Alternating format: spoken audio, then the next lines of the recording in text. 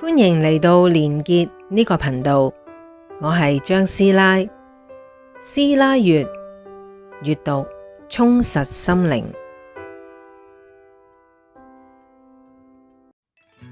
生命回顧係生死之間最震撼心靈，亦係最具啟發性嘅部分。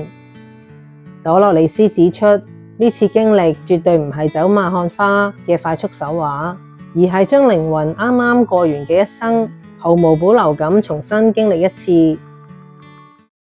你而家見到自己喺一個點樣嘅地方？你做緊乜嘢？我企喺幾位有智慧嘅長老面前，前面出現咗一塊好似熒光幕一樣發光嘅牆。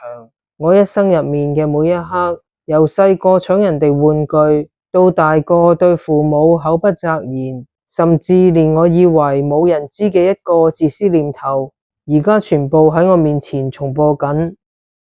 重新睇返呢啲畫面，你有咩感覺？最不可思議嘅係，我唔單止係用自己嘅角度去睇，當重播到我以前傷害過人哋嘅畫面，我嘅意識會直接進入對方嘅身體，我會100%感受到佢當時俾我傷害嘅痛，佢嘅難過同失望，呢種雙重嘅衝擊，我根本冇辦法對自己講大話。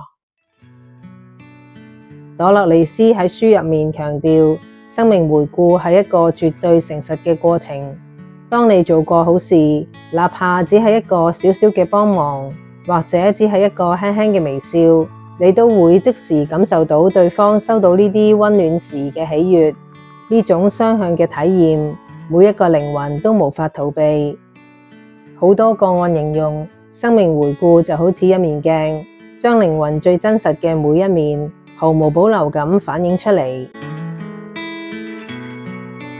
喺呢個世上，我哋一切嘅所思所想，一舉一動都有實實在在嘅重量。你又會點樣建構你嗰場生命回顧呢？